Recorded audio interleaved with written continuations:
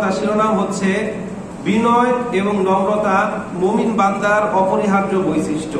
সম্মানিত উপস্থিতি, মানুষ আশরাফুল মাখলুকাত বা সৃষ্টির শ্রেষ্ঠ জীব। বহু গুণের কারণে মানুষের এই শ্রেষ্ঠত্ব, মানুষের শ্রেষ্ঠত্বের মূলে যে গুণগুলো রয়েছে তার মধ্যে বিনয় ও নম্রতার হার সিংহভাগ। ব্যক্তি জীবনে যে যত বেশি বিনয়ী, নম্র, ভদ্র, সমাজ জীবনে সে তত বেশি সম্মান, মর্যাদা এবং ভালোবাসার অধিকারী। বিনয় ও নম্রতা মহান আল্লাহ পাক রব্বুল আলামিন প্রদত্ত অসংখ্য নিয়ামত সমূহের মধ্যে অন্যতম একটি বড় নিয়ামত। এই গুণে গুণান্বিত ব্যক্তি যেমন ইহকালে সম্মানিত, গ্রহণযোগ্য, স্মরণীয়, বরণীয়, ঠিক তেমনি ভাবে পরকাল দিবসেও আল্লাহ পাক রব্বুল আলামিনের দয়া, মায়া, রহমত, করুণা ও অনুগ্রহ প্রাপ্ত। তো বিনয় শব্দের বাংলা আবিধানিক অর্থ হচ্ছে নমনীয়তা, কোমলতা, সরলতা, মিনতি, যাকে ইংরেজি ভাষায় বলা হয় ম্যানার, মডেস্টি, অ্যামিনিটি। আর নমনীয়তা শব্দের অর্থ হচ্ছে বিনীত, ঔদ্ধত্যহীন, নিরহংকার, শান্তিপ্রিয়, ইংরেজি ভাষায় বলা হয় হাম্বলনেস। তো বিনয় এবং নম্রতা শব্দ দুটি আবিধানিক এবং পারিভাষিক ভাবে একে অপরের পরিপূরক। বিনয় ও নম্রতার দৃষ্টান্ত বোঝাতে গিয়ে হযরত আব্দুল্লাহ ইবনে মুবারক রাহমাতুল্লাহি আলাইহি বলেন, বিনয় ও নম্রতার মূল হচ্ছে দুনিয়ার নিয়ামতের ক্ষেত্রে নিজেকে তোমার চেয়ে নিচু অবস্থানের লোকদের সাথে এমন ভাবে উপস্থাপন করবে যাতে করে তুমি তাদেরকে বোঝাতে পারো দুনিয়ার নিয়ামত নিয়ে তুমি তাদের চাইতে বেশি মর্যাদাবান নও। আবার যারা তোমার চাইতে উঁচু অবস্থানে আছে তাদের সামনে নিজেকে এমন ভাবে উপস্থাপন করো যাতে করে তুমি তাদেরকে বোঝাতে পারো যে দুনিয়ার যে নিয়ামত এটা নিয়ে তারা তোমার চাইতে বেশি মর্যাদাবান নয়। অর্থাৎ মর্যাদার একটা মাপকাঠি আছে, সেটা কি বলেন তো? শিক্ষাগত যোগ্যতা, পদাধিকার, বংশমর্যাদা, এগুলো কোনো কিছুই কিন্তু মর্যাদার মাপকাঠি না। অনেক উঁচু বংশের লোককেও মানুষ কিন্তু অবচরে গালি দেয়, ঠিক কিনা? সম্মানিত উপস্থিতি, মর্যাদার একটা মাপকাঠি আল্লাহ পাক রব্বুল আলামিন নির্ধারণ করে দিয়েছেন। সূরাতুল হুজরাতের মধ্যে আল্লাহ বলেন, ইন্না আকরামাকুম ইনদাল্লাহি আতকাকুম, তোমাদের মধ্যে ওই ব্যক্তি সর্বাধিক সম্মানিত যে সবচাইতে বেশি আল্লাহ পাক রব্বুল আলামিনকে ভয় করে। তো যে ব্যক্তি আল্লাহকে ভয় করে সে কখনোই দুই নাম্বারই করে, মানুষের সাথে খারাপ আচরণ করে, কখনো অসৎ আচরণ করে, অসৎ কার্যকলাপ করে। তো কোন ব্যক্তি যখন জীবনের সকল ক্ষেত্রে সততা অবলম্বন করে তখন মানুষ প্রকাশ্যে তার প্রতি যতটা ভালোবাসা প্রদর্শন করে অগোচরে তার চাইতে বেশি বেশি ভালোবাসা প্রদর্শন করে, ঠিক কিনা? সম্মানিত উপস্থিতি, এই বিনয় ও নম্রতা আল্লাহ পাক রব্বুল আলামিনের পক্ষ থেকে তার প্রিয় বান্দাদেরকে দেওয়া বিশেষ এক গুণ। এই গুণ শুধুমাত্র যারা খাঁটি ঈমানদার তারাই অর্জন করতে পারে। যেমন কিতাবের নাম সুনানে আবু দাউদ, হাদিস নাম্বার 4807, রাসূল বলেন, ইন্নাল্লাহা রাফিক ইউহিব্বুর রিফকা ওয়া ইউতি আলাইহি মা লা ইউতি আলাল উনফি আও কামা ক্বালা আলাইহিস সালাতু ওয়াস সালাম। রাসূল বলেন, ইন্নাল্লাহা রাফিক, নিশ্চয়ই আল্লাহ তাআলা কোমল, ইউহিব্বুর রিফকা, এবং কোমলতাকে তিনি পছন্দ করেন, ওয়া ইউতি আলাইহি, কোমল স্বভাবের ব্যক্তিকে আল্লাহ পাক রব্বুল আলামিন যা দান করেন, মা লা ইউতি আলাল উনফি, কঠিন এবং কঠোর আচরণকারী এবং রূঢ় স্বভাবের ব্যক্তিকে আল্লাহ পাক কখনোই তা দান করেন না। তো এখান থেকে বোঝা যায় যে বিনয় এবং নম্রতা কত গুরুত্বপূর্ণ এবং আমাদের অর্জন করা কত বেশি গুরুত্বপূর্ণ। সম্মানিত উপস্থিতি, কিতাবের নাম আদাবুল মুফরাদ, হাদিস নাম্বার 466। হাদিসের বর্ণনাকারী হযরত আবু দারদা রাদিয়াল্লাহু তাআলা আনহু, তিনি বলেন, ক্বালা রাসূলুল্লাহ সাল্লাল্লাহু আলাইহি ওয়াসাল্লাম, মান উতিয়া হাযযাহু মিনার রিফকি ফাকাদ উতিয়া হাযযাহু মিনাল খায়রি ওয়া মান হুরিমা হাযযাহু মিনার রিফকি ফাকাদ হুরিমা হাযযাহু মিনাল খায়রি। আফদালু শাইইন ফিল মিজানিল মুমিনি ইয়াওমাল কিয়ামা হুসনুল খুলুক ওয়া ইন্নাল্লাহা লা ইউগদাল ফাহিশাতাল বাদিয়া আও কামা ক্বালা আলাইহিস সালাতু ওয়াস সালাম। রাসূল বলেন, ইন্নাল্লাহা মান উতিয়া হাযযাহু মিনার রিফকি, যাকে কোমলতা নামক নিয়ামত দান করা হয়েছে, ফাকাদ উতিয়া হাযযাহু মিনাল খায়র, তাকে ব্যাপক কল্যাণ দান করা হয়েছে, প্রভূত কল্যাণ দান করা হয়েছে। ওয়া মান হুরিমা হাযযাহু মিনার রিফকি, আর যাকে কোমলতা থেকে বঞ্চিত করা হয়েছে, ফাকাদ হুরিমা হাযযাহু মিনাল খায়র, তাকে ব্যাপক কল্যাণ বা প্রভূত কল্যাণ থেকে বঞ্চিত করা হয়েছে। তিনি আরো বলেন, আসকালু শাইইন ফিল মিজানিল মুমিনি ইয়াওমাল কিয়ামা, কিয়ামত দিবসে মুমিনের মিজানের পাল্লায় সবচাইতে ভারী আমল হবে কোনটা বলেন তো?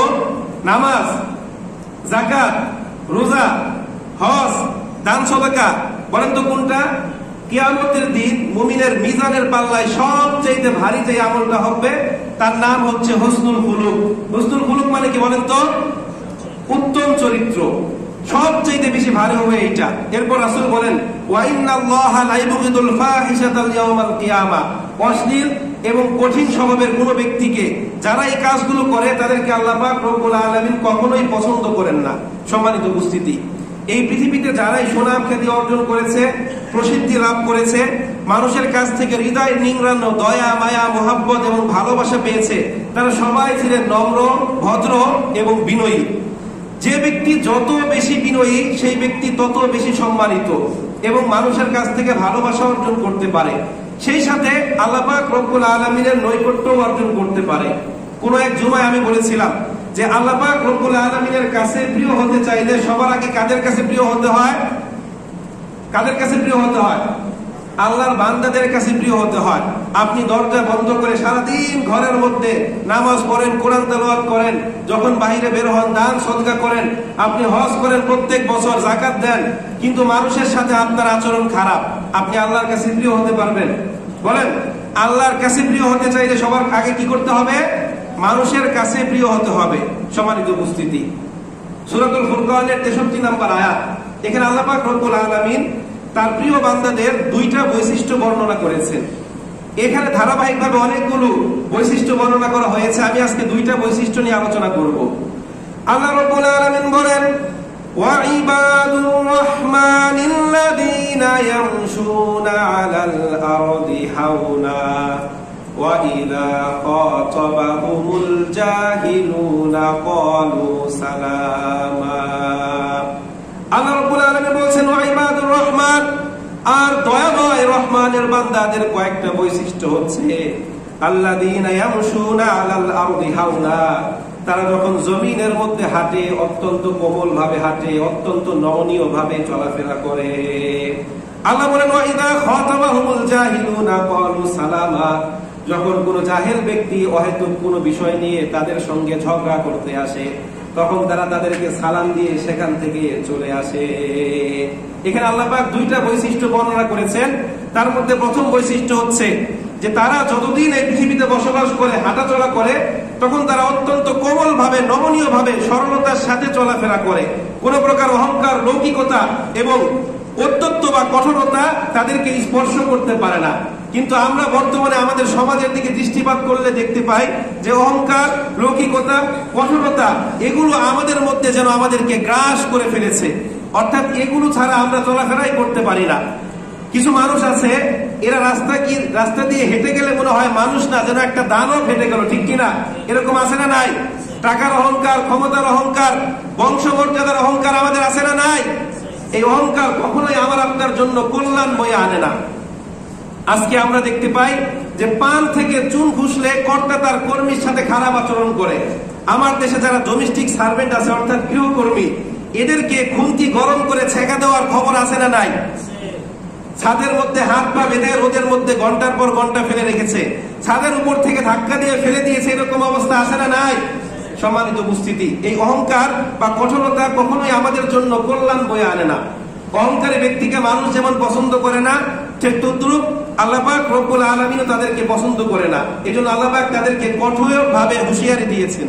কিতাবের নাম সহিহ মুসলিম, হাদিস নাম্বার 2620।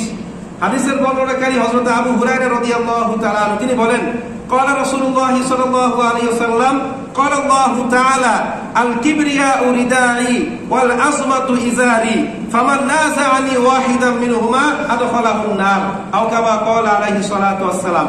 এটা হচ্ছে হাদিসে কুদসি। হাদিসে কুদসি মানে হচ্ছে এর মূল ভাবটা আল্লাহ তাআলার, আর ভাষা হচ্ছে রাসূল করিম সাল্লাল্লাহু আলাইহি ওয়াসাল্লামের। তো রাসূল বলেন, ক্বালা আল্লাহু তাআলা, আল্লাহ পাক বলেন, আল কিবরিয়াউ রিদাই ওয়াল আযমাতু ইজারি, অহংকার হচ্ছে আমি আল্লাহ তাআলার চাদর, আর বরত্ব হচ্ছে আমি আল্লাহ তাআলার লুঙ্গি। ফামান নাযাআনি ওয়াহিদাম মিনহুমা, তোমাদের মধ্যে যেই ব্যক্তি এই দুইটা নিয়ে টানাটানি করে, আদখালাহুন নার, আমি আল্লাহ পাক রব্বুল আলামিন তাকে জাহান্নামের অতল গহ্বরে নিক্ষেপ করব। জোরে বলেন নাউজুবিল্লাহ। এজন্য আমাদেরকে কি করা যাবে না? অহংকার করা যাবে না। কবি নজরুল একটা কথা বলেছিল, এমন জীবন করিয়া গঠন, মরণে হাসিবে তুমি কাঁদিবে ভুবন। আপনার টাকা আছে, অর্থ আছে, সম্পদ আছে, এটা দিয়ে বড়লোকি না করে আপনাকে কি করতে হবে? গরিব মিসকিনদেরকে দান করতে হবে, মানব কল্যাণে ব্যয় করতে হবে। তাহলে পরকাল দিবসে আল্লাহ পাক রব্বুল আলামিন তার সম্পদ দিয়ে আপনার উপকার করবে, ঠিক কিনা? আপনার ক্ষমতা আছে, এই ক্ষমতার অপব্যবহার না করে আপনি এটা দিয়ে মানুষের উপকার করেন, পরকাল দিবসে আল্লাহ পাক রব্বুল আলামিন তার ক্ষমতা দিয়ে আপনার উপকার করবে। আপনার কোয়ালিফিকেশন আছে, যোগ্যতা আছে, আপনার যে কোনো কাজ করার মতো সক্ষমতা আছে, এটা দিয়ে আপনি অহংকার না করে মানুষের উপকার করেন, পরকাল দিবসে আল্লাহ পাক রব্বুল আলামিন আপনার উপকার করবে, ঠিক কিনা?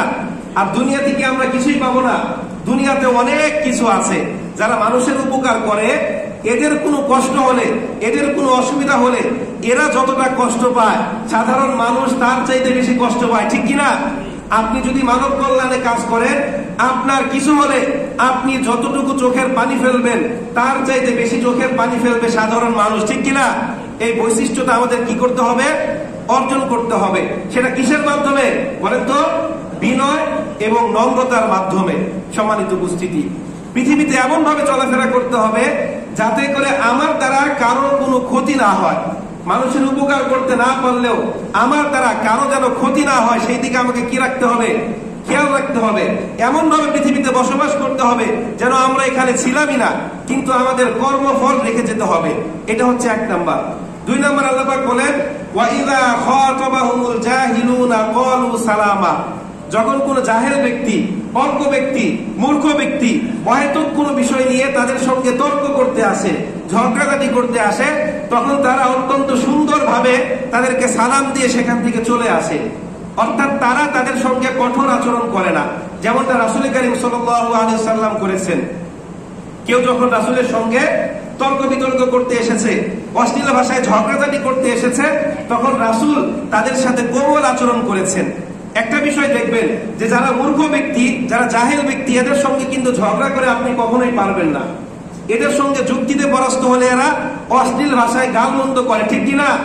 তো রাসূল করিম সাল্লাল্লাহু আলাইহি সাল্লাম কঠোরতাকে মোকাবেলা করেছেন কোমলতা দ্বারা, আমাদেরকেও তাই করতে হবে। বিনয় ও নম্রতার মূর্ত প্রতীক ছিলেন বিশ্বনবী জনাবে মুহাম্মদুর রাসূলুল্লাহ সাল্লাল্লাহু আলাইহি ওয়াসাল্লাম।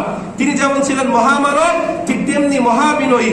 তার কথাবার্তা, চলাফেরা, উঠা বসা সব কিছুর মধ্যেই ছিল নমনীয়তা, সরলতা এবং কোমলতা। তিনি কখনোই মানুষের সঙ্গে কঠোর আচরণ করতেন না। তিনি যখন রাস্তা দিয়ে হাঁটতেন তখন দাম্ভিক ব্যক্তিদের মতো এভাবে মাথা উঁচু করে, বুক উঁচু করে হাঁটাচলা করতেন না, বরং তিনি সর্বদা মানে একবারে নরম ভাবে, সরল ভাবে চলাফেরা করতেন। যেমন সাহাবা কেরাম বলেন, কিতাবের নাম সামায়েল তিরমিজি, হাদিস নাম্বার 93, কানা রাসূলুল্লাহ সাল্লাল্লাহু আলাইহি ওয়াসাল্লাম ইদা মাশা তাকাল্লা কান্নামা ইয়ানহাতু মিন সাবাবিন আও কামা ক্বালা। সাহাবা কেরাম বলেন যে রাসূল যখন হাঁটতেন তখন উঁচু পাহাড় থেকে নিচের দিকে নামলে মানুষ যেমন অতি সতর্কতার সঙ্গে হাঁটে, তখন রাসূল এইভাবে হাঁটতেন। আচ্ছা বলেন তো, পাহাড় থেকে মানুষ উপরের দিকে তাকিয়ে হাঁটে না নিচের দিকে তাকিয়ে অতি সতর্কতার সঙ্গে হাঁটে? বলেন, নিচের দিকে তাকিয়ে অতি সতর্কতার সঙ্গে হাঁটে। তো রাসূল করিম সাল্লাল্লাহু আলাইহি ওয়াসাল্লামও ঠিক এইভাবে হাঁটতেন। আবার যখন তিনি সাহাবা কেরামদেরকে নিয়ে রাস্তা দিয়ে চলাফেরা করতেন, তখন তিনি বর্তমান যুগের নেতারা যেভাবে চলাফেরা করে, রাসূল এইভাবে চলতেন না। তিনি সাহাবা কেরামদেরকে সামনে রাখতেন এবং রাসূল করিম সাল্লাল্লাহু আলাইহি ওয়াসাল্লাম কোথায় থাকতেন? পেছনে থাকতেন। দলিল কি? দলিল হচ্ছে সুনান ইবনে মাজাহ 246 নম্বর হাদিস। হযরত জাবের ইবনে আব্দুল্লাহ রাদিয়াল্লাহু তাআলা আনহু বলেন, কানা রাসূলুল্লাহ সাল্লাল্লাহু আলাইহি ওয়াসাল্লাম ইযা মাশা আসহাবুহু আমামুহু ওয়া তারাকু যাহারুহুম লিল মালায়েকা। জাবের ইবনে আব্দুল্লাহ বলেন যে রাসূল করিম সাল্লাল্লাহু আলাইহি ওয়াসাল্লাম যখন হাঁটতেন সাহাবা কেরামদেরকে নিয়ে, সামনে থাকতেন সাহাবা কেরাম, পেছনে থাকতেন রাসূল এবং তার পেছনে থাকতেন ফেরেশতারা। কিন্তু এখন আমরা যা দেখতে পাই, আমার দেশের কোন নেতা যখন তার কর্মী নিয়ে রাস্তা দিয়ে হাঁটে, তখন নেতা থাকে সামনে, কর্মী থাকে পিছনে। মানে রাস্তা দিয়ে যাওয়ার সময় তারা জানান দেয় যে অমুক নেতা যাচ্ছে, ঠিক কিনা? কিন্তু রাসূল করিম সাল্লাল্লাহু আলাইহি ওয়াসাল্লাম এটা করতেন না। অর্থাৎ তিনি অতি সাধারণভাবে চলাফেরা করতেন। আবার যখন কোন মজলিসে অন্য 10 জন সাধারণ মানুষের সঙ্গে রাসূল করিম সাল্লাল্লাহু আলাইহি সাল্লাম বসতেন, তখনও তিনি অতি সাধারণ ভাবে বসতেন। দূর দূরান্ত থেকে যারা আসতেন তারা প্রথম স্টেপে রাসূল করিম সাল্লাল্লাহু আলাইহি সাল্লামকে চিনতে পারতেন না যে কোনটা রাসূল করিম সাল্লাল্লাহু আলাইহি সাল্লাম। আবার যখন একসঙ্গে অনেক মানুষ বসতেন তখন পেছন থেকে তারা রাসূল করিম সাল্লাল্লাহু আলাইহি সাল্লামকে দেখতে পেতেন না।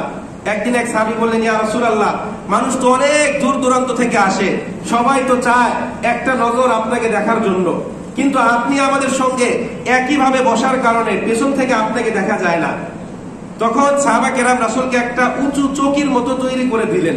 এরপর থেকে রাসূল করিম সাল্লাল্লাহু আলাইহি সাল্লাম এখানে বসেই বক্তৃতা দিতেন। অর্থাৎ এখান থেকে বোঝা যায় যে রাসূল করিম সাল্লাল্লাহু আলাইহি সাল্লাম ব্যক্তিগত জীবনে কতটা বিনয়ী ছিলেন, রাসূল করিম সাল্লাল্লাহু আলাইহি সাল্লাম কতটা সরল প্রকৃতির ছিলেন। তিনি এতটাই বিনয়ী ছিলেন যে তিনি কখনোই কারো সঙ্গে ধমক দিয়ে কথা বলতেন না, কারো সঙ্গে উঁচু গলায় তিনি কথা বলতেন না। এমনকি কাফের মুশরিকরা যখন রাসূলের সঙ্গে ঝগড়া করতে আসতেন, তাকে খারাপ ভাষায় গালি দিতেন, তখনও তিনি তাদের সঙ্গে কোমল আচরণ করতেন। দলিল কিতাবের নাম সহিহ বুখারী, হাদিস নাম্বার 6927। হাদিসের বর্ণনাকারী আম্মা আয়েশা রাদিয়াল্লাহু তাআলা আনহা, তিনি বলেন, একবার কয়েকজন মুশরিক আসলো, আসার পর তারা ঘরে ঢোকার সময় বললেন, আসসালামু আলাইকুম। তখন আমি বললাম, ওয়া আলাইকুমুস সালাম ওয়াল লানাতু। কি বললেন? আসসালামু আলাইকুম। এখন আসসালামু আলাইকুম অর্থ কি? আসসালামু আলাইকুম অর্থ হচ্ছে আপনার উপর শান্তি বর্ষিত হোক, আর আসসালামু আলাইকুম অর্থ কি? আপনার মৃত্যু হোক। তো এটা যখন আম্মা আয়েশা রাদিয়াল্লাহু তাআলা আনহা শুনলেন, তিনি সঙ্গে সঙ্গে বললেন, ওয়া আলাইকুমুস সালাম ওয়াল লানাতু, তোমার মৃত্যু হোক এবং তোমার উপর আল্লাহ পাক রব্বুল আলামিনের লানত পড়ুক। তো এটা শোনার পর রাসূল করিম সাল্লাল্লাহু আলাইহি সাল্লাম বলেন, ইন্নাল্লাহা রাফিকুন ইউহিব্বুর রিফকা ফি আমরি কুল্লিহি। হে আয়েশা, নিশ্চয়ই আল্লাহ তাআলা কোমল এবং কোমলতাকে তিনি পছন্দ করেন, সেজন্য সকল ক্ষেত্রে তুমি কোমলতা অবলম্বন করবে। তো এখান থেকে বোঝা যায় যে রাসূল করিম সাল্লাল্লাহু আলাইহি সাল্লাম কতটা কোমল স্বভাবের ছিলেন। সকল প্রকার কঠোরতাকে তিনি মোকাবেলা করতেন কি দ্বারা বলেন তো? কোমলতা দ্বারা। রাসূল করিম সাল্লাল্লাহু আলাইহি সাল্লামের চরিত্রের অন্যতম বড় সার্টিফিকেট ছিলেন হযরতে আনাস ইবনে মালিক রাদিয়াল্লাহু তাআলা আনহু, যাকে বলা হয় খাদেমুর রাসূল। এই আনাস রাদিয়াল্লাহু তাআলা আনহু কয় বছর রাসূলের সেবা করেছিলেন জানেন আপনারা? 10 বছর। সহিহ বুখারী মুসলিমের হাদিস, সহিহ বুখারীর 1369 নম্বর হাদিস। আনাস রাদিয়াল্লাহু তাআলা আনহু বলেন, আমি 10 বছর রাসূলের খেদমত করেছি। এই 10 বছরের মধ্যে তিনি কোনোদিনও আমাকে ধমক দেননি, কখনো বলেননি আনাস এটা কেন করেছো, ওটা কেন করনি। কখনোই তিনি আমার সাথে রূঢ় আচরণ করেননি। আনাস রাদিয়াল্লাহু তাআলা আনহু বলেন, একবার রাসূল করিম সাল্লাল্লাহু আলাইহি সাল্লাম আমাকে একটা গুরুত্বপূর্ণ কাজের জন্য পাঠালেন। তো আমি যাচ্ছিলাম, রাস্তা দিয়ে হাঁটার সময় দেখলাম যে আমার সমবয়সী কিছু ছেলে পেলে খেলাধুলা করছে। তখন আমিও তাদের সঙ্গে খেলায় মেতে উঠলাম। আমার মনেই ছিল না যে রাসূল করিম সাল্লাল্লাহু আলাইহি সাল্লাম আমাকে একটা গুরুত্বপূর্ণ কাজে পাঠিয়েছে। তো অনেকক্ষণ পর আমি অনুভব করলাম বিশাল বড় সাইজের এক খেলোয়াড় পেছন থেকে আমাকে জড়িয়ে ধরেছে। তো সঙ্গে সঙ্গে আমি মাথা ঘুরিয়ে দেখলাম এটা হচ্ছে রাসূল করিম সাল্লাল্লাহু আলাইহি সাল্লাম। তিনি আমার দিকে তাকিয়ে মুচকি হাসলেন এবং বললেন, আনাস তোমাকে যেটা করতে বলেছি সেটা করেছো? আমি বললাম, ইয়া রাসূলুল্লাহ, আমি এক্ষুনি যাচ্ছি। অর্থাৎ দেখেন একটা বাচ্চার সাথে কেমন আচরণ করতে হয় এটাও রাসূল করিম সাল্লাল্লাহু আলাইহি সাল্লাম আমাদেরকে শেখাচ্ছেন। আমাদের ক্ষেত্রে যদি এমন হতো আমরা কি করতাম? মানে বাচ্চাকে একটা গুরুত্বপূর্ণ কাজে পাঠিয়েছি, সে রাস্তায় খেলছে, আমরা দেখলে প্রথমে তাকে একটা ধমক দিতাম, ঠিক কিনা? হ্যাঁ, তোকে এই কাজে পাঠিয়েছি, তুই এখনো খেলাধুলা করছস, এরকম করতাম কিনা? তো রাসূল করিম সাল্লাল্লাহু আলাইহি সাল্লাম কখনোই কারো সঙ্গে ধমক দিয়ে কথা বলতেন না। কেউ যখন রাসূলের সঙ্গে মুসাফা করতেন ততক্ষণ পর্যন্ত তিনি হাত টান দিতেন না যতক্ষণ না ওই ব্যক্তি তার হাত সরিয়ে নেয়। আবার কেউ যখন রাসূলের সঙ্গে দেখা করতে আসতেন ততক্ষণ পর্যন্ত তিনি মুখ ফেরাতেন না যতক্ষণ পর্যন্ত না ওই ব্যক্তি মুখ ফিরায়। এটা ছিল রাসূল করিম সাল্লাল্লাহু আলাইহি সাল্লামের সুমহান চরিত্র। তার এই সুমহান চরিত্র সম্পর্কে আল্লাহ পাক রব্বুল আলামিন প্রশংসা করে একাধিক আয়াতে কারিমা অবতীর্ণ করেন। আল্লাহ পাক বলেন, ইন্নাকা লাআলা খুলুকিন আযীম। হে আমার প্রিয় হাবিব, নিশ্চয়ই আপনি সুমহান চরিত্রের অধিকারী। সূরাতুল আলে ইমরান 159 নম্বর আয়াত। আল্লাহ পাক বলেন, ফাবিমা রাহমাতিন মিনাল্লাহি লিনতা লাহুম ওয়ালাউ কুনতা ফাযযান গলিযাল কলবি লানফাদ্দু মিন হাওলিক ফাআফু আনহুম ওয়াস্তাগফির লাহুম ওয়াশাবিরহুম ফিল আমর ফাইযা আযামতা ফাতাওয়াক্কাল আলাল্লাহ ইন্নাল্লাহা ইউহিব্বুল মুতাওয়াক্কিলিন। আল্লাহ বলেন, হে আমার প্রিয় হাবিব, আমি আল্লাহর দয়া, মায়া, করুণা, অনুগ্রহের কারণেই আপনি কোমল স্বভাবের হয়েছেন। পক্ষান্তরে আপনি যদি কঠিন স্বভাবের হতেন, রূঢ় চরিত্রের হতেন, তাহলে কখনোই সাহাবায়ে কেরাম আপনার চারপাশে থাকতো না। সুতরাং আপনি তাদেরকে ক্ষমা করুন, তাদের জন্য আমি আল্লাহর কাছে ক্ষমা প্রার্থনা করুন। আপনি যখন কোনো কাজের সিদ্ধান্ত নেবেন তাদের সঙ্গে পরামর্শ করুন, আমি আল্লাহ পাক রব্বুল আলামিনকে ভরসা করুন, নিশ্চয়ই আমি আল্লাহ তাআলা ভরসাকারীকে পছন্দ করি। সম্মানিত উপস্থিতি, এই আয়াতটা মূলত উহুদ যুদ্ধের প্রেক্ষাপটে অবতীর্ণ হয়। এই উহুদ যুদ্ধে রাসূল করিম সাল্লাল্লাহু আলাইহি সাল্লাম যখন খালিদ বিন ওয়ালিদ রাদিয়াল্লাহু তাআলা আনহুকে দেখলেন, তার জীবনে কিন্তু তিনি কোনো যুদ্ধে পরাজয় বরণ করেন নাই। খালিদ বিন ওয়ালিদ রাদিয়াল্লাহু তাআলা আনহু তার জীবনে একটা যুদ্ধ করেছিলেন মুসলিমদের বিরুদ্ধে, সেটাতেও তিনি বিজয় অর্জন করেছিলেন। তো তাকে দেখে রাসূল 50 জন তীরন্দাজকে যুদ্ধের কৌশল হিসাবে একটা উঁচু পাহাড়ে অবস্থান করতে বললেন এবং বললেন যে আমার পরবর্তী আদেশ না পাওয়া পর্যন্ত তোমরা তোমাদের স্থান ত্যাগ করবে না। এমনকি যদি আমরা মারা যাই বা দেখো আমরা বিজয় অর্জন করেছি, তারপরও তোমরা তোমাদের স্থান ত্যাগ করবে না। তো যখন কাফেররা আক্রমণ করলো, মুসলিমরা প্রোটেক্ট করলো, এক পর্যায়ে কাফেররা পিছু হটতে শুরু করলো, তখন তাদের রেখে যাওয়া গনিমতের মাল দেখে ওই 50 জন তাদের স্থান ত্যাগ করলো। তো পেছন থেকে খালিদ বিন ওয়ালিদ রাদিয়াল্লাহু তাআলা অতর্কিত হামলা করে মুসলিমদেরকে ছত্রভঙ্গ করে দেয়। রাসূলের 2টা দাঁত ভেঙে যায়, তার মাথার মধ্যে লোহার কড়া বিঁধে 70 জন সাহাবা কেরাম শহীদ হয়। তো তৎকালীন আরবের একটা নিয়ম ছিল, যুদ্ধক্ষেত্রে যারা সেনাপতির আদেশ অমান্য করবে তাদের শাস্তি হচ্ছে মৃত্যুদণ্ড। তো রাসূল করিম সাল্লাল্লাহু আলাইহি সাল্লাম তাদেরকে মৃত্যুদণ্ড দিলেন না, এমনকি তাদের সঙ্গে কোনো প্রকার কঠোর আচরণ বা তিরস্কারও করলেন না। তিনি তাদেরকে সুন্দর করে বুঝালেন, কোমল আচরণ করলেন। রাসূলের এই কোমলতা দেখে পরবর্তীতে লক্ষ লক্ষ সাহাবা কেরাম রাসূলের জন্য জীবন দেওয়ার জন্য প্রস্তুত হয়ে গিয়েছিলেন। জোরে বলেন আল্লাহু আকবার। এবং এই কোমলতা শুধুমাত্র রাসূলের মধ্যেই সীমাবদ্ধ ছিল না, তার কাছ থেকে সাহাবা কেরামদের মধ্যেও চলে গিয়েছিল। আমরা দেখতে পাই যে ইসলাম কিন্তু তরবারির জোরে প্রতিষ্ঠিত হয়নি। বলেন, ইসলাম তরবারির জোরে প্রতিষ্ঠিত হয়েছে? ইসলাম কিসের জোরে প্রতিষ্ঠিত হয়েছে? নমনীয়তা, কোমলতা, সরলতা আর ভালোবাসা দ্বারা। মুসলিমরা তাদের চরিত্র দিয়ে মানুষের হৃদয়কে জয় করে নিয়েছে। তো আপনারা বলবেন, হুজুর একটু আগেই তো যুদ্ধের কথা বললেন, বলছেন যে ইসলাম তরবারি দিয়ে প্রতিষ্ঠিত হয়নি, আমার রাসূল যুদ্ধ করেছেন। আপনারা দেখবেন যে রাসূল করিম সাল্লাল্লাহু আলাইহি সাল্লাম এবং সাহাবা কেরাম যে কয়টা যুদ্ধ করেছেন তার অধিকাংশ যুদ্ধ ছিল ডিফেন্সিভ বা আত্মরক্ষামূলক। যখন কাফেররা মুসলিমদের উপর আক্রমণ করতে এসেছে তখন তারা প্রতিরোধ করার চেষ্টা করেছে। আর অধিকাংশ যুদ্ধে মুসলিমদের সৈন্য সংখ্যা কম না বেশি ছিল? আমার কাছে 5 জন সৈন্য আছে, এই 5 জন নিয়ে কখন আমি 500 জনকে আক্রমণ করতে যাব? কিন্তু যখন 500 জন আমার উপর আক্রমণ করতে আসবে তখন আত্মরক্ষার জন্য আমি এই 5 জন নিয়ে চেষ্টা করব, ঠিক কিনা? তো তারা চেষ্টা করেছে। আল্লাহ পাক রব্বুল আলামিন শুধুমাত্র তাদেরকে রক্ষাই করেননি, বরং তাদেরকে বিজয় দিয়েছেন। জোরে বলেন সুবহানাল্লাহ। এবং বিজয়ের পর মুসলিমরা কি করেছে? তাদের সাথে কঠোরতা অবলম্বন করেছে না কোমলতা? কোমলতা অবলম্বন করেছে। ইসলামের এই সৌন্দর্য দেখে, নমনীয়তা দেখে, বিনয়ী ভাব দেখে লক্ষ লক্ষ কাফের মুশরিক দলে দলে ইসলামের ছায়াতলে আশ্রয় গ্রহণ করেছে। জোরে বলেন সুবহানাল্লাহ। সম্মানিত উপস্থিতি, তো এখান থেকে প্রমাণিত যে ইসলাম তরবারির জোরে প্রতিষ্ঠা লাভ করেনি। সম্মানিত উপস্থিতি, ইভেন দেখবেন এখনো দলে দলে মানুষ কিন্তু ইসলামের ছায়াতলে আগমন করছে। তো এখন তো মুসলিমরা রাষ্ট্র ক্ষমতায় নাই, মুসলিমদের এত পরিমাণ ধন সম্পদ নাই, তাহলে মানুষ কেন ইসলাম ধর্ম গ্রহণ করছে বলেন? কেন? সম্মানিত উপস্থিতি, মার্কিন গণমাধ্যম CNN এর তথ্য মতে যে তারা বলছে 2050 সাল নাগাদ বিশ্বের সবচাইতে বেশি অনুসরণের দিক দিয়ে ধর্ম হবে ইসলাম। তারা বলছে according to PEW study, Islam is fast growing faith. It will leap from 1.6 billion to 2.76 billion by 2015. তারা বলছে যে বর্তমান বিশ্বে সবচেয়ে দ্রুত বর্ধনশীল একটা ধর্ম হচ্ছে ইসলাম এবং 2050 সাল নাগাদ এটা 1.6 বিলিয়ন থেকে 2.76 বিলিয়ন উন্নীত হবে। জোরে বলেন সুবহানাল্লাহ। এছাড়াও ইউরোপের বিভিন্ন দেশে প্রতিনিয়ত খ্রিস্টান থেকে মুসলিম হওয়ার প্রবণতা দিনের পর দিন বেড়েই যাচ্ছে। মার্কিন গবেষণা সংস্থা PEW রিসার্চ সেন্টারের তথ্য মতে তারা বলছে যে 1990 সালে মেক্সিকোতে মুসলিমদের সংখ্যা ছিল 60,000, 2010 সালে এই সংখ্যা দাঁড়ায় 1,10,000 এবং তারা বলছে যে 2030 সাল নাগাদ এই সংখ্যা দাঁড়াবে 1,25,000-এ। জোরে বলেন সুবহানাল্লাহ। আবার যদি আমরা মার্কিন যুক্তরাষ্ট্রের দিকে তাকাই তাহলে আমরা দেখতে পাই যে প্রত্যেক বছর এই দেশটিতে মসজিদ এবং মুসলিমের সংখ্যা ক্রমান্বয়ে বেড়েই চলছে।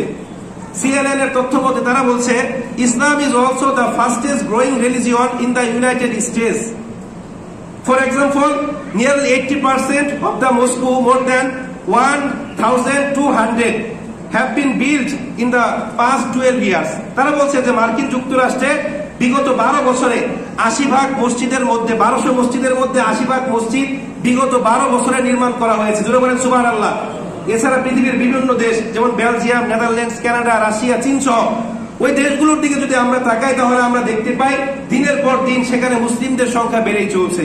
এখন আপনাদের যদি প্রশ্ন করি যে কোন কারণে মানুষ ইসলামের ছায়াতলে আগমন করছে, আপনারা কি বলবেন? তরবারির ভয়ে, পারমাণবিক বোমার ভয়ে, টাকার লোভে? এই সবগুলোর কোনটার মধ্যেই মুসলিমদের আধিপত্য নাই। তাহলে কোন কারণে বলেন তো? মুসলিমদের উত্তম চরিত্র আর উন্নত রুচিবোধ দেখে। এই পৃথিবীতে সবচেয়ে উন্নত রুচিবোধের অধিকারী কারা বলেন? মুসলিমরা। যে কোনো কাজ অত্যন্ত সুন্দর করে করার অনুমোদন শুধুমাত্র ইসলাম ধর্মেই দেওয়া হয়েছে। সম্মানিত উপস্থিতি, একজন ফরাসি লেখক তার বইয়ের মধ্যে উল্লেখ করেন যে পৃথিবীর কোন ধর্মই তার শক্তি দিয়ে টিকে থাকতে পারেনি। তার এই কথার সাথে আমি সম্পূর্ণ একমত। শুধুমাত্র ধর্ম কেন, পৃথিবীর কোন শাসকও তার শক্তি দিয়ে টিকে থাকতে পারেনি। সাদ্দাত, নমরুদ, ফেরাউন এবং আধুনিক স্বৈরা শাসক যারা ছিল, ইতালির ফ্যাসিস্ট শাসক বেনিতো মুসোলিনি, জার্মানির অ্যাডলফ হিটলার, চীনের কমিউনিস্ট পার্টির চেয়ারম্যান মাও সেতুং, তারপরে সোভিয়েত ইউনিয়নের সাবেক প্রেসিডেন্ট জোসেফ স্টালিন, এরা কিন্তু অনেক ক্ষমতার অধিকারী ছিল, কিন্তু এরা টিকে থাকতে পেরেছে? বলেন, টিকে থাকতে পেরেছে? সুতরাং ইসলামও তার ক্ষমতা দিয়ে টিকে থাকতে পারবে না। ইসলাম তার সুমহান আদর্শ এবং আল্লাহ পাক রব্বুল আলামিনের রহমতের মাধ্যমে টিকে থাকতে পারবে, ঠিক কিনা? এজন্য আমাদেরকে কি করতে হবে? কঠোরতাকে বর্জন করে কোমলতাকে অর্জন করতে হবে। কিন্তু অত্যন্ত দুঃখজনক হলেও সত্য, এক সময় মুসলমানদের আচরণ দিয়ে যে গোলাপ ফুলের সুঘ্রাণ বের হতো, আজকে আমাদের আচরণ ডাস্টবিনের চাইতে খারাপ হয়ে গিয়েছে। কথা সত্য না মিথ্যা? রাসূল করিম সাল্লাল্লাহু আলাইহি সাল্লাম নিকৃষ্টতাকে মোকাবেলা করতেন উৎকৃষ্টতা দ্বারা, কিন্তু আমরা কি করি? শত্রুতার বিপরীতে তাদেরকে শত্রুতা ঠেলে দেই। অর্থাৎ কেউ যদি আমাদের সঙ্গে ভালো আচরণ করে, এরপরে আমরা তাদের সঙ্গে খারাপ আচরণ করি, ঠিক কিনা? কিন্তু রাসূলের সঙ্গে কেউ খারাপ আচরণ করলে তিনি কি এরকম আচরণ করতেন বলেন তো? ভালো আচরণ করতেন। সম্মানিত উপস্থিতি, সূরা হামিম সাজদা 34 নম্বর আয়াত আল্লাহ পাক বলেন, ওয়ালা তাসতাবিল হাসানাতু ওয়ালা সাইয়্যা ইদফা বিল্লাতি হিয়া আহসানু ফাইদাল্লাযী বাইনাকা ওয়া বাইনাহু আদাওয়াতুন কাআন্নাহু ওয়ালিয়ুন হামিম। আল্লাহ বলেন, ওয়ালা তাসতাবিল হাসানাতু ওয়ালা সাইয়্যা, ভালো এবং খারাপ কখনোই সমান হতে পারে না। ইদফা বিল্লাতি হিয়া আহসানু, কেউ যখন তোমার সঙ্গে খারাপ আচরণ করে তখন তুমি তার সঙ্গে ভালো আচরণ করো, তাহলে দেখবে তোমার শত্রু পর্যন্ত তোমার বন্ধু হয়ে যাবে। জোরে বলেন সুবহানাল্লাহ। এই পৃথিবীতে সবচেয়ে নিকৃষ্ট ব্যক্তি ছিলেন, তাদের মধ্যে একজন হচ্ছে ফেরাউন, যে নিজেকে খোদা পর্যন্ত দাবি করেছে, ঠিক কিনা? তো আল্লাহ পাক যখন মুসা আলাইহিস সালাতু ওয়াস সালামকে নবুয়ত দিলেন, তাকে বললেন, ইযহাবা ইলা ফিরআউনা ইন্নাহু তাগা ফাকুলা লাহু কওলান লাইয়িনান লাআল্লাহু ইয়াতাযাক্কারু আও ইয়াখশা। আল্লাহ পাক বলেন, হে মুসা, তুমি ফেরাউনের কাছে যাও, তাকে গিয়ে অতি উত্তম ভাষায় দাওয়াত দাও, দেখো সে আমি আল্লাহর উপদেশ গ্রহণ করে কিনা এবং আমি আল্লাহকে ভয় করে কিনা। তো ফেরাউন যেহেতু নিজেকে আল্লাহ বলে দাবি করেছিল, আল্লাহ তো মুসাকে বলতে পারতেন, মুসা আমার ফেরেশতাদের মধ্য থেকে একদল সৈন্য নিয়ে যাও, সরাসরি গিয়ে ফেরাউনকে অ্যাটাক করো। আল্লাহ বলেছে, আল্লাহ কি বলেছে? যে তাকে তুমি কোমল ভাষায় দাওয়াত দাও। সুবহানাল্লাহ বলেন। যেখানেও ইসলাম বা আল্লাহ পাক রব্বুল আলামিন কতটা নমনীয়তা অবলম্বন করতে বলেছেন। সম্মানিত উপস্থিতি, এই জন্য আমাদেরকে কি করতে হবে? কোমল হতে হবে, সরলতা অবলম্বন করতে হবে। সব কাজের মধ্যে আমাদেরকে কি করতে হবে? কোমলতা অবলম্বন করতে হবে। আল্লাহ পাক রব্বুল আলামিন আমাদের সবাইকে তৌফিক দান করুন। সবাই বলে আমিন।